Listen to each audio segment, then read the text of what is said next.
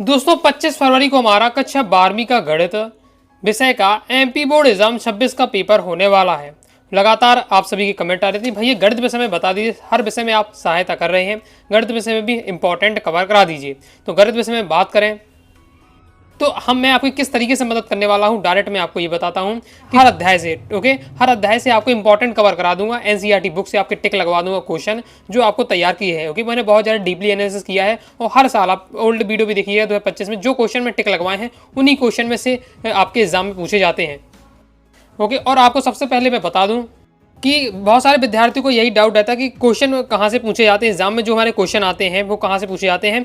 तो आपको मैं बता दूं आपके 95% प्लस 95% प्लस क्वेश्चन जो आपके रह जाते हैं वो आपके एनसीईआरटी बुक से क्वेश्चन पूछे जाते हैं। ओके, एक्सरसाइज हो जाता है आपका जो अभ्यास रहता है और आपके उदाहरण वाले क्वेश्चन हो जाते हैं, एग्जाम्पल वाले, उन्हीं से क्वेश्चन आपका सीधा एज इट इज रखा रहता है। ओके, बस एक या दो मुश्किल से एक या दो क्वेश्चन हो कि वो बनाकर टीचर क्वेश्चन दे दे आपका। ओके, बाकी same as it is question रखे जाएंगे। यानी अगर आप एनसीईआरटी बुक के क्वेश्चन सॉल्व कर लेते, तैयार कर लेते, तो आपके फुल स्कोर आसानी से कर ले जाएंगे मैथ के पेपर में। ओके, आपको क्या है, जो आपने देखा मोटी मोटी किताबें चलती हैं, ओके, अलग अलग कंपनी की, तो उन सबको पढ़ने की आवश्यकता नहीं। बहुत सारी कोचिंगों में टीचर पढ़ाते हैं मोटी मोटी किताबें, आप समझ सकते हैं मैं किन मोटी किताबों की बात कर रहा हूं। तो आपको उन सबको पढ़ने की आवश्यकता नहीं है। एनसीईआरटी बुक में जो क्वेश्चन है अगर उन्हें ही आप अच्छे तैयार कर लेते, समझ जाइए फुल स्कोर करेंगे। ओके, तो आपको क्या करना है, वीडियो देख रहे हैं, वीडियो स्टार्ट कर दिया है तो अभी आप तुरंत एनसीईआरटी बुक खोलिए अपनी। ओके, अगर आप सरकारी स्कूल के विद्यार्थी तो एनसीईआरटी बुक मिली होगी, एनसीईआरटी बुक खोलिए। और इंग्लिश मीडियम के विद्यार्थी हैं तो भी आप क्या है एनसीईआरटी बुक लेकर भेजिए, क्योंकि एक्सरसाइज, और मैं बोलता जाऊंगा कि एक्सरसाइज एग्जाम्पल ये आपको तैयार करना है,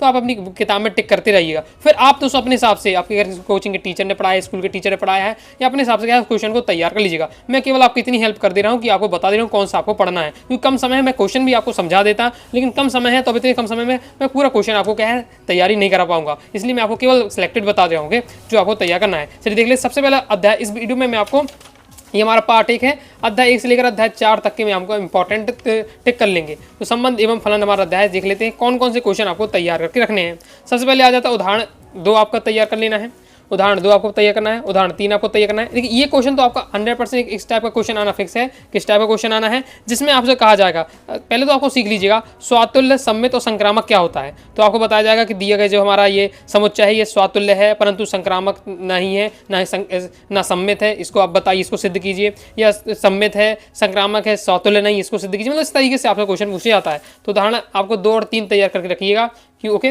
क्योंकि और उदाहरण जो नंबर 4 है आपका, ये क्या है 2022 की क्वेश्चन आ चुका है, और मैं आपको बताऊंगा भी।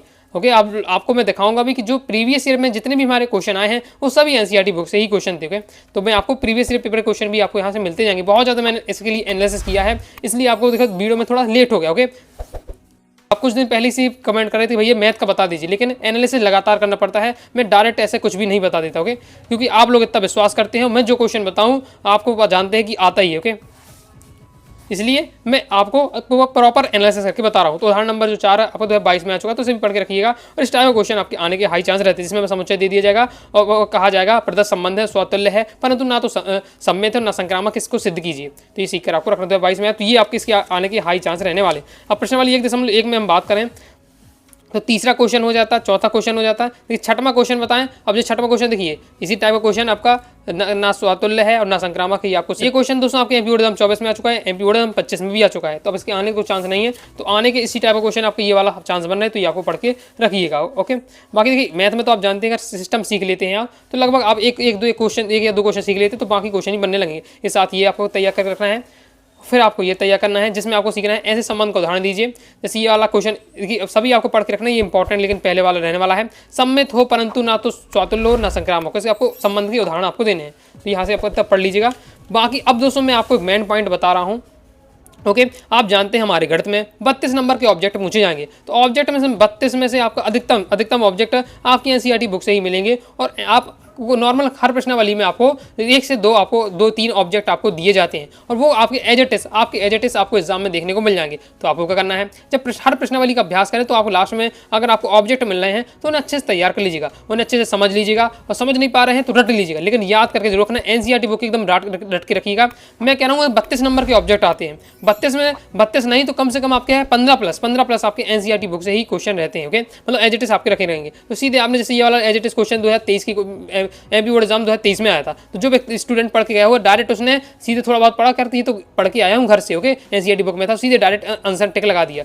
ओके, मैं भी ऐसे करता था, मैंने इतना ज़्यादा अभ्यास किया है लगाया कि जब मैं एग्जाम में देने जाता तो क्वेश्चन मुझे पता चल जाता कि ये कहाँ से क्वेश्चन लिया गया है और मैं डायरेक्ट बिना सॉल्व किए सीधे आंसर टिक कर देता था। इससे क्या फायदा, टाइम भी बचता था और क्योंकि रटे रटाए क्वेश्चन क्योंकि आ जाते हैं आपके MP बोर्ड में, ओके, और NCERT बुक के जो रहते हैं आपके एक्सरसाइज के सबसे लास्ट में। तो ये हर अध्याय में लगभग आपको देखने को मिलेगा प्रश्नावली में, तो तैयार करते जाइएगा। तो ये 2 आपको तैयार करके रखना है, ये आपके विकल्प वाले क्वेश्चन रहने वाले। फिर इसके आगे देख लेते हैं। तो यहाँ आप दोस्तों अध्याय आपका उदाहरण नंबर 9, उदाहरण नंबर 8, उदाहरण नंबर 9, फिर उदाहरण नंबर 10 आपको तैयार करना है। इसके बाद उदाहरण नंबर 13, उदाहरण नंबर जो 14 है आपका 2024 में आ चुका है, ओके। तो अब 2024 में ये आया तो आपका उदाहरण नंबर 13 इंपॉर्टेंट और आपको आएगा, ओके। तो प्रीवियस ईयर पे आ चुका है, उसको तो पढ़ना ही है, उसके साथ ही उससे संबंधित जो और हो, जो आए नहीं है, उनको और ज़्यादा फोकस करिएगा। क्योंकि मैंने अभी तक देखा है MP बोर्ड में मैथ के जो टीचर पेपर बना रहे हैं वही यही करते हैं, ओके। जैसे 2022-23 में जो क्वेश्चन आ रहा है जिस टाइप का, वो 2024 में भी आएगा। 2024 में जो आ रहा है वो 2025 में 26 में भी आपका आएगा, लेकिन वो क्या है, कोई फॉर्मेट वही रहेगा, ओके, मेथड वही रहेगी, लेकिन आपके क्या क्वेश्चन उससे बदल देते हैं, ओके, इस टाइप से। जैसे संक्रामक है, शुद्ध कीजिए कि संक्रामक है, स्वतल नहीं है, इस टाइप का क्वेश्चन हर साल पूछे जाता है, लेकिन क्या क्वेश्चन चेंज करते रहते हैं इस टाइप से। फिर एक प्रश्नावली 1.2 आ जाती है, जिसमें आपको दोस्तों दूसरे का आपको ये तीसरा 2022 की MP बोर्ड एग्जाम में आ चुका है, तो इसी आपको यह प्रैक्टिस कर लीजिए, इनमें से कोई भी फिर आपसे पूछा जा सकता है। तो जैसे 6वां क्वेश्चन मैंने बताया था, ओके, जो मैंने पहले ही एनालिसिस कर लिया था, तो ये 2025 में क्वेश्चन था, और 2025 के विद्यार्थियों मैंने बताया था कि पढ़ के जाइएगा, टिक भी लगा हुआ है, देखिए, तो 2025 में ये आपका आया था। फिर नेक्स्ट देख लेते हैं। तो नेक्स्ट आपकी 2 वैकल्पिक वाले क्वेश्चन दिए, तो तैयार करके रखिएगा, एज इट इज आपके क्या है पेपर में आपको देखने को मिल सकते हैं। आगे देख लेते हैं। इसके बाद कौन सा, तो ये हमारे क्या है पहला अध्याय कंप्लीट हो जाता। अब जब अध्याय कंप्लीट हो जाता है दोस्तों, तो सबसे लास्ट में आप देखिएगा सारांश आपको दिया जाता है। हर अध्याय के लास्ट में आपको सारांश देखने को मिलता है, और इसको दोस्तों आपको जरूर पढ़ना है, बहुत ज़्यादा इंपॉर्टेंट रहेगा सारांश, क्योंकि यहाँ से आपके ऑब्जेक्ट बनते हैं। इस प्रकार से ऑब्जेक्ट बनते हैं कि आपको मेन देखिए, कुछ तो आलतू फालतू बातें रहती है, कुछ लेकिन मेन पॉइंट रहते हैं, मेन पॉइंट को आपको फोकस करना है। ओके, इस प्रकार से आपको दिया रिक्त संबंध होता है, इस प्रकार से दे दिया जाए और डेड डैश होगा, यहाँ से रेगिस्तान इस प्रकार से बनेगा, ये आपको पूरा लिख दिया जाएगा। रेगिस्तान होगा तो रिक्त संबंध आपको लिखना पड़ेगा, ये आपको पूरा लिख दिया, डेड डैश, तो आपको यहाँ बताएगा सार्वत्रिक संबंध होगा, तो इस प्रकार से यहाँ से रेगिस्तान बनते हैं, तो ये आपको तैयार मैंने आके करके रखना है, ओके। आगे देख लेते। अब दोस्तों हम देखने वाले हैं अध्याय 2 प्रतिलोम त्रिकोणमितीय फलन। तो इसे देख लेते हैं, प्रतिलोम त्रिकोणमितीय। इसमें देखिए देख लेते हैं, इसमें दोस्तों आपको ये तैयार करना है, ओके, साइन फलन है, कौशिक फलन है, आर की दिया है, मैं ये आर बराबर दिया हुआ, ओके। तो ये आर की वैल्यू आपको पढ़ के रखना है, जो मैं पॉइंट बता रहा हूँ, ओके, ये आपको पढ़ के रखिएगा, क्योंकि आपके MCQ में यहाँ से क्वेश्चन बनता है, ऑब्जेक्ट में आपसे यहाँ से क्वेश्चन बनते हैं। आगे देख लेते हैं। फिर नेक्स्ट आपको कौन सा तैयार करके रखना है, तो नेक्स्ट आपको ये तालिका तैयार करनी है, ऑब्जेक्ट में आपसे पूछा जाता है, ओके, ये आपका दिया हुआ है, तो ये आपको क्या तैयार करके रखना है, ओके। यहाँ से ऑब्जेक्ट, यहाँ से भी आपका ऑब्जेक्ट पूछा जाता है, जिसमें आपसे कहा जाता है प्रांत और परिसर दिए हुए हैं, प्रांत और परिसर दिया, अच्छे से तैयार कर लीजिएगा। ऑब्जेक्ट आप प्रीवियस पेपर देखिएगा, एनालिसिस करिएगा, तो आपको भी समझ में आ जाएगा, ओके। फिर नेक्स्ट देख लेते हैं। नेक्स्ट 2 नंबर में आपके आता है मुख्य मान निकालने के लिए, साइन इनवर्स 1/√2 है, मुख्य मान ज्ञात दिए, कॉट इनवर्स -1/√2 है, इसका मुख्य मान ज्ञात कीजिए। इसी वाला तो 23 एग्जाम में आया था, ओके। तो अब ये आपका एग्जाम में नहीं पूछा गया अभी तक, तो ये आपका इस प्रकार से 2 नंबर में आ जाए, ओके। इसके साथ ही इसी संबंध, अब ये देखिए ये एक ही टाइप के क्वेश्चन आपके रहने वाले हैं। पिछले वाली 2.1 में बात करें तो चौथा, 5वां, 6वां सबसे ज़्यादा इंपॉर्टेंट रहने वाले हैं। बाकी देखिए पढ़ सब लीजिएगा, तो एक लाइन के रहने वाले हैं। मुख्य मान ज्ञात करने के लिए 2 नंबर के यहाँ से क्वेश्चन आने के हाई चांस, ओके, ये फिर यह ऑब्जेक्ट ही बनाकर दिया जा सकता है। पिछले मान आपका 7वां हो जाता है, 9वां, फिर आपका 12वां, बाकी जो प्रश्न क्रमांक 13वां और 14वां है, ये आपके ऑब्जेक्टिव टाइप रहने वाले। अब देखिए इसलिए 2025 में ये आपका ऑब्जेक्ट पूछा गया था, मैंने बताया भी था, विद्यार्थियों को कहा भी था, अच्छे से पढ़ के जाइएगा, ऑब्जेक्ट आपके आएगा। देखिए आप 2025 में मैं जो बातें आप कह रहा हूँ, आप क्या प्रीवियस पेपर एनालिसिस करिए, तो आपको लगेंगे बिल्कुल मैं सही बातें कह रहा हूँ, ओके। इसलिए आपको क्या है अच्छे से तैयार करना है। तो हर प्रश्नावली में जो हमें 2-3 MCQ टाइप के क्वेश्चन में उनको अच्छे प्रैक्टिस कर लीजिएगा, और आपको उन्हें सॉल्व भी करना है। ये वाले से आया था अभी 2025 में, तो MCQ में नहीं आया था, आप सोच रहे होंगे कि MCQ दिया, MCQ में आया, ये सॉल्व करने के लिए आ गया था। तो आपको क्या ना थोड़ा सा सॉल्व करके जरूर देखिएगा कैसे सॉल्व करके इसका मान निकाला गया है। या फिर आपसे क्या है रेगिस्तान में आ सकता है, एक वाक्य में आ सकता है, यहाँ तो आपको विकल्प MCQ टाइप में रहेगा, लेकिन पेपर में आपके किसी डूब में आ सकता है, 7 में आ जाए, एक वाक्य में आ जाए, लेकिन क्वेश्चन आपके यही रहते हैं, ओके। नेक्स्ट देख ले, तो उदाहरण नंबर आपको 4 तैयार करना है। यार 20 के MP बोर्ड एग्जाम 20 में क्वेश्चन आया था, ओके। फिर नेक्स्ट देख लेते हैं। फिर आ जाता है प्रश्नावली हमारे 2.2, प्रश्नावली 2.2 में बात करें, देखिए पहला क्वेश्चन, दूसरा क्वेश्चन, MP बोर्ड एग्जाम 25 में क्वेश्चन आया था, ओके। और ये भी मैंने उस समय विद्यार्थियों को बताया था कि पढ़ के रखना, 2025 में भी देखिए। अब यहाँ देखिएगा 2025 में ये वाला क्वेश्चन आया, हो सकता है 2026 में आपका ये वाला टीचर क्वेश्चन रख दें। तो मैं क्या बता रहा हूँ, टीचर क्या करते हैं, सेम रिपीट क्वेश्चन नहीं करेंगे। अब ये वाला क्वेश्चन नहीं देखने को मिलेगा, लेकिन इसी टाइप का कौन है, ये वाला क्वेश्चन हमारा, तो ये आपको देखने को मिल जाए। तो ऐसा आपका हो जाता है। तो जो आ चुके हैं आपके 2 साल में अभी, उसी संबंधित मतलब उससे संबंधित जो क्वेश्चन है वो आपको पढ़ के रखना है। ओके, फिर आपको तीसरा क्वेश्चन, चौथा क्वेश्चन हम बात करें, एमपी बोर्ड एग्जाम 22 में क्वेश्चन आ चुका है। ओके, तो ये आपका क्वेश्चन ये इंपॉर्टेंट है, ये इंपॉर्टेंट आपका रहने वाला है। फिर देखिए क्वेश्चन नंबर जो आपका 8 है, ये 2024 में आ चुका है। ओके, तो प्रीवियस ईयर पेपर है तो एकदम याद करके रखना है, उससे संबंधित भी 1-2 क्वेश्चन आपको लगाते जाना है। इस तरीके से तैयारी करेंगे। ओके, जो क्वेश्चन बड़े क्वेश्चन पढ़ेंगे तो एज इट इज क्वेश्चन आपको एग्जाम में देखने को मिलेंगे। 10वां और 11वां क्वेश्चन पढ़ लीजिएगा। बाकी हम बात करें तो प्रश्न क्रमांक 13वां, प्रश्न क्रमांक 14वां, प्रश्न क्रमांक 15वां, ये हमारे क्या ऑब्जेक्टिव टाइप क्वेश्चन रहने वाले हैं। जिसमें बात करें तो 14वां नंबर जो क्वेश्चन है ये थोड़ा इंपॉर्टेंट है, ज़्यादा इंपॉर्टेंट है। बाकी एक बार पढ़ लीजिएगा, इनके सॉल्यूशन भी यहाँ बताए जा रहे हैं, अच्छे से तैयार करना है। ओके, मैं कह रहा हूँ इनको सॉल्व करके देख लीजिएगा, नहीं हो रहा सॉल्व तो एकदम रट लीजिएगा। कॉस इनवर्स कॉस 7 पाई/6 वाला आ रहा तो इसका आंसर होगा 5 पाई/6। ओके, अगर आपको बन रहा है, लेकिन तैयार करके आपको रखना है। अब दोस्तों हम बात कर लें विविध उदाहरण से। एक विविध प्रश्नावली होती है। ओके, विविध उदाहरण होते हैं।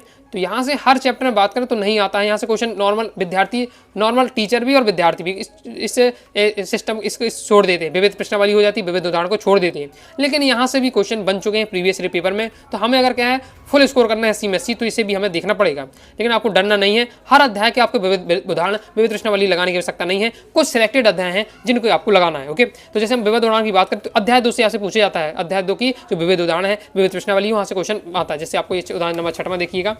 फिर विविध प्रश्नावली ये देखिए, आप विविध प्रश्नावली देखिए। अब इस ये क्वेश्चन है विविध प्रश्नावली का 8वां क्वेश्चन 2024 के एग्जाम में आ चुका है। अब बहुत सारे विद्यार्थी इनके क्या है, ये क्वेश्चन आगे क्वेश्चन अच्छे से तैयार होंगे, लेकिन ये वाले क्वेश्चन छोड़ दिए होंगे। क्या विविध प्रश्नावली है, विविध प्रश्नावली से कौन क्वेश्चन पूछा जाता है, इस प्रकार से छोड़ देते हैं। लेकिन हाँ, ये बिल्कुल सही बात है कि क्या है कि आपके क्वेश्चन यहाँ से नहीं बनते, लेकिन 1-2 चैप्टर है यहाँ से बनी जाते क्वेश्चन। जैसे आपको ये बनाता 2024 में क्वेश्चन आया था। ओके, इसलिए आपको करना है तीसरा क्वेश्चन, 5वां क्वेश्चन इंपॉर्टेंट रहने वाला है। बाकी 2 ऑब्जेक्टिव टाइप क्वेश्चन है तो इन्हें आपको देख लेना है। तो ये हमारे इस प्रकार से क्या है कंप्लीट हो जाता है आपका। ओके, अब देखिए यहाँ दिया हुआ सारांश में देखें तो यहाँ भी आपका प्रांत और परिसर दिया हुआ है। तो आपका प्रांत और परिसर ऑब्जेक्ट में पूछ लिया जाता है। तो ये आपको क्या तैयार करके रखिएगा, ये वाला तालिका आपको पढ़ के रखना है। ओके, कंप्लीट हो जाता है। अब हम देख लेते अध्याय 3 आव्यूह। अध्याय 3 देख लेते आव्यूह, इससे इंपॉर्टेंट देख लेते कौन से आपको तैयार करना है। तो उदाहरण नंबर 3 आपको यहाँ तैयार करना है।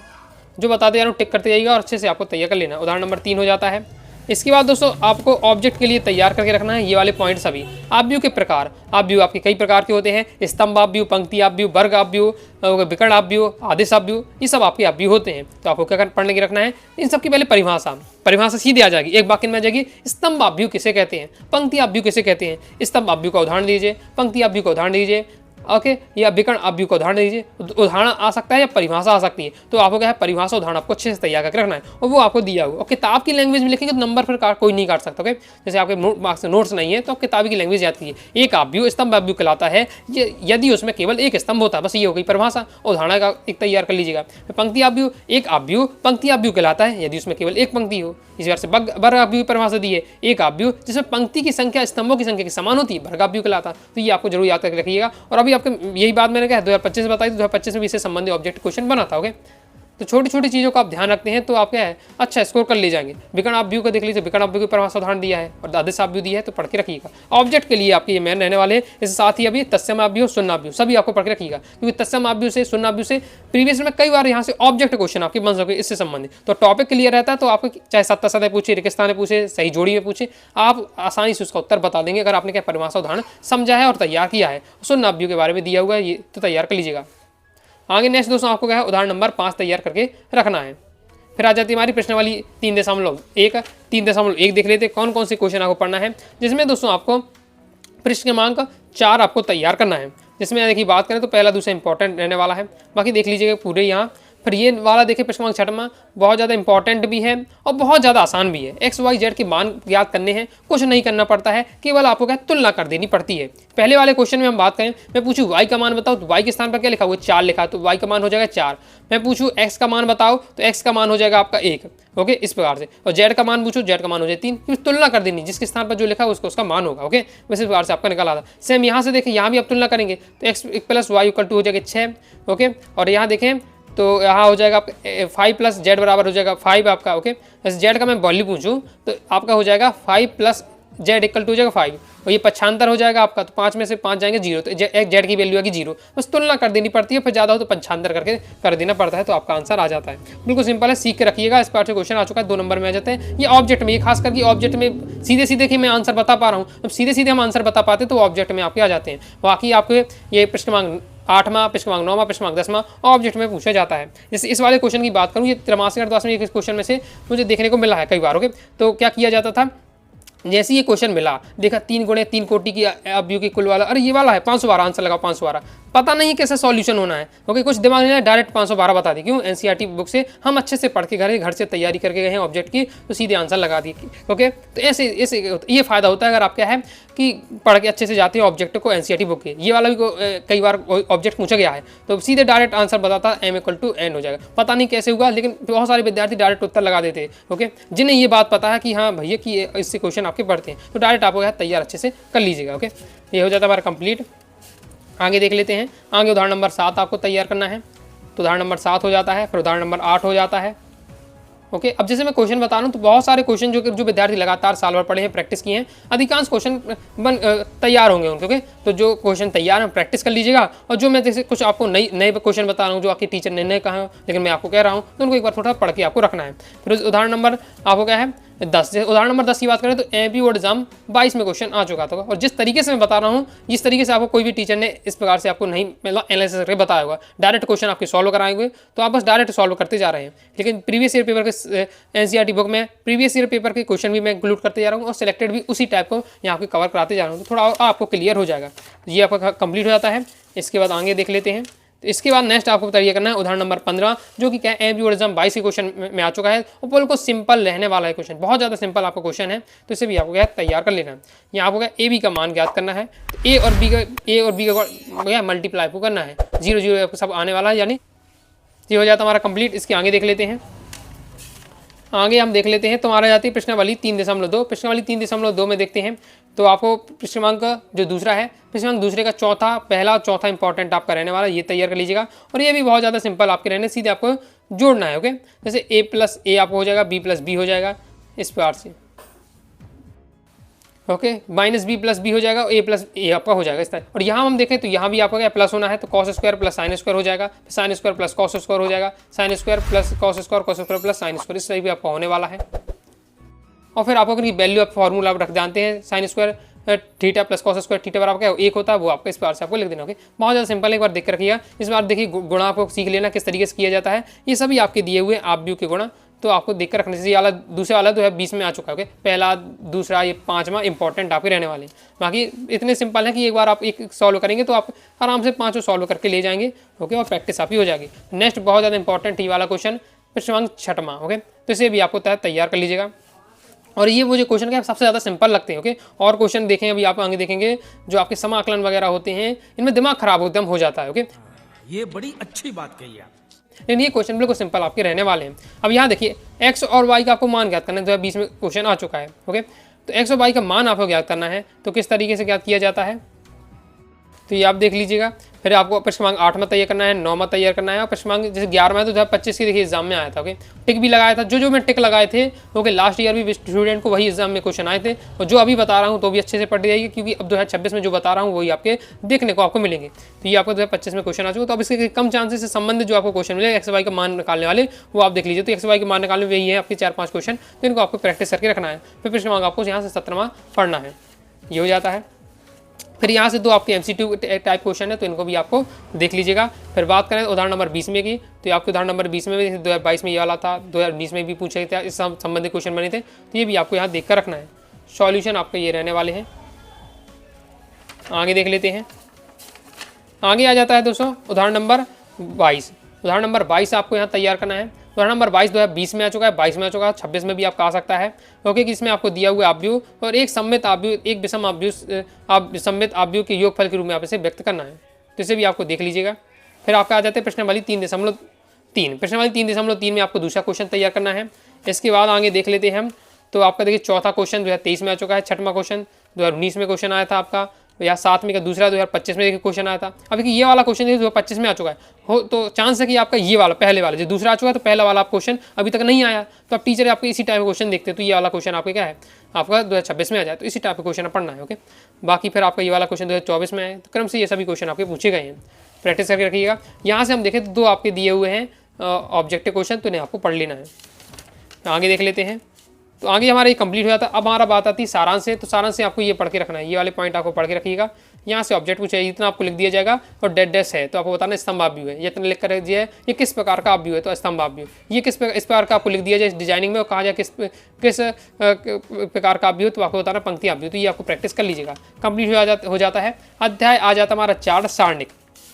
सारणिक से दोस्तों हम बात करते हैं, तो सारणिक से हम बात करते हैं तो प्रश्नावली हमारी आ जाती है 4.1। ओके, प्रश्नावली 4.1 में देख लेते हैं। तो तीसरा क्वेश्चन, चौथा क्वेश्चन आपको पढ़ के रखना है। और यहाँ से देखो मेन हम बात करते हैं लॉन्ग ही टाइप क्वेश्चन बनते हैं, शॉर्ट टाइम की कम चांस रहते हैं। लॉन्ग टाइप का मतलब फिक्स ही है, लॉन्ग क्वेश्चन आपका 4 नंबर का ना फिक्स ही है, तो वो तो हम लॉन्ग टाइप देखेंगे। शॉर्ट टाइम में भी कुछ क्वेश्चन है जो आप बन सकते हैं, तो उन्हें हम देख लेते हैं। 6वां क्वेश्चन हो जाता है। और एक आपका दिया हुआ है ऑब्जेक्टिव क्वेश्चन जो हाई चांस से आने का, तो इसे भी आपको पढ़ के रखना है। नेक्स्ट आपका उदाहरण नंबर 6 आपको तैयार करना है।